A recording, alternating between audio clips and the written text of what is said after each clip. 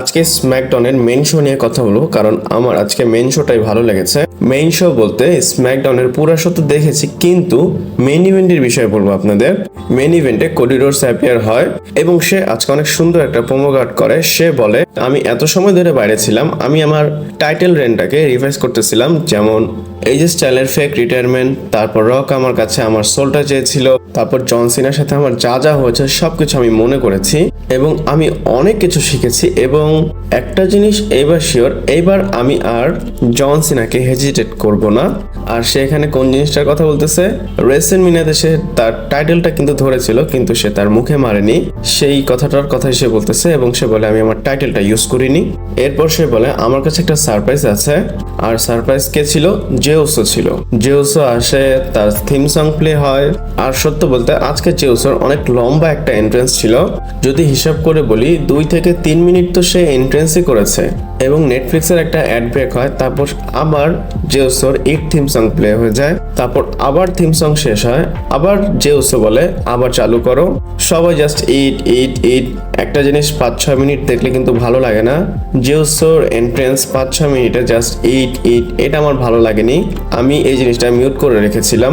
আমার কাছে এটা সো মাচ ইরিটেটিং লেগেছে।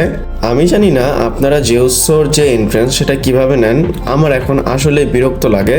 আর সে যখন ইট করতেছিল, শো শেষ হতে আর মাত্র 10 মিনিট বাকি ছিল, এবং তারা দুজন যখন কন্টিনিউ করবে মানে কথা বলবে, তখনই তাদেরকে ইন্টারাপ্ট করতে চলে আসে জন সিনা।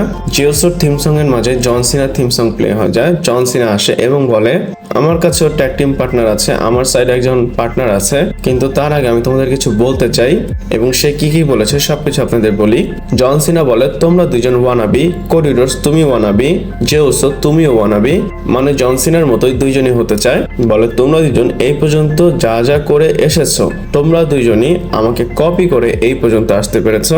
তোমাদের দুইজনের মধ্যে একজনের চাই ফেম, একজনের চাই আমার মতো টাকা। আর বিলিভ মি, আমি বলে দিই, তোমাদের দুইজনের মধ্যে দুইজনই এই জিনিসটাকে অ্যাচিভ করতে পারবে না। এরপর লোগান পল আসে, জন সিনার পার্টনার মানি ইন দ্য ব্যাংকের, এবং তারা কনফার্মও করে দেয় এদের ম্যাচটা মানি ইন দ্য ব্যাংকের মেইন ইভেন্টে হবে। আর সত্য বলতে 4 জনের মধ্যে আমার লোগান পলের প্রোমো কার্ডটা খুব ভালো লেগেছে। আজকে সে খুব ভালো একটা প্রোমো কার্ড করেছে। কিন্তু আমি পাশাপাশি দেখতেছিলাম টুইটারে সবাই বলতেছিল কেন লোগান পলকে এত বেশি টাইম দিচ্ছিল। অনেকে জেউসের কথা বলতেছিল, কিন্তু আমি বলবো লোগান পলই ঠিক আছে, তার প্রোমো ঠিক আছে, কারণ জেউসো শুধু ইট ইট ইট ইট করতে থাকে।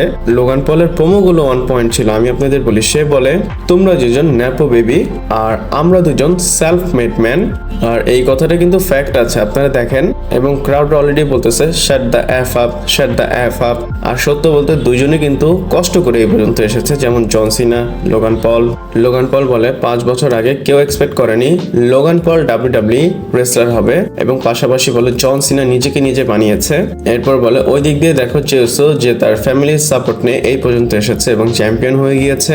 আর তার পাশে tag team partner Cody Rhodes, যার বাবা ডাস্টি রোড, তার জন্য সে এই পর্যন্ত আসতে পেরেছে। প্রোমো হিসাবে, ব্যাটেল হিসাবে, ফিউড হিসাবে কথাটা সত্য। এমনিতে এদের 4 জনের মধ্যে সবচেয়ে বেশি কষ্ট করেছে জন সিনা, দেন জেউসো, দেন কোডি রোডস, তারপর লোগান পল। আমি বলবো না লোগান পল ডাব্লিউডাব্লিউ রেসলারদের মতো একদম সিমিলার, সে কিন্তু ইউটিউব থেকে এখানে এসেছে, কিন্তু তার রেসলিং স্টাইল, প্রোমো স্টাইল সবকিছু আমার ভালো লাগে। লোগান পল বলে, জেউসো তুমি লাকি, তুমি স্যাটারডে নাইট মেইন ইভেন্টে চিটিং করে জিতেছো, না হলে আমি এখন ডাব্লিউডাব্লিউ ওয়ার্ল্ড চ্যাম্পিয়ন হতাম। এটা বলে তারা দুজন চলে যাচ্ছিল, জন সিনা এবং লোগান পল। জেউসো বলে, ওয়েট ওয়েট ওয়েট, আমরা মানি ইন দ্য ব্যাংক পর্যন্ত কেন ওয়েট করব? তো লোগান পল বলেন, না, আমরা এখান থেকে যাব না, আমরা এদেরকে শিক্ষা দিয়ে যাব। এবং তাদের মাঝে আমরা হালকা ধাক্কাধাক্কি দেখি। আর এটার সুযোগ কোডি রোডস নেয়, সে আপার হ্যান্ড নিয়ে নেয় তার টিমের জন্য। কোডি রোডস এবং জেউসো এখানে কোডি ডি মেরেছে লোগান পলকে। তারপর লোগান পল এবং জন সিনা বাহিরে, কোডি রোডস এবং জেউসো ভিতরে, আর মাঝখানে কিন্তু চ্যাম্পিয়নশিপটা ছিল। তারপর সে টাইটেলটা নেয় এবং রেস করে। আর এইভাবেই কিন্তু মেন সেগমেন্টটা শেষ হয়ে যায়। আই থিঙ্ক এটা একটা গুড সেগমেন্ট ছিল, আমার কাছে ভালো লেগেছে। আপনাদের কেমন লেগেছে অবশ্যই আমাকে কমেন্ট করে জানাবেন, এবং লাইক, কমেন্ট, শেয়ার, সাবস্ক্রাইব করে পাশে থাকবেন। পরবর্তী ভিডিওতে আবার দেখা হচ্ছে।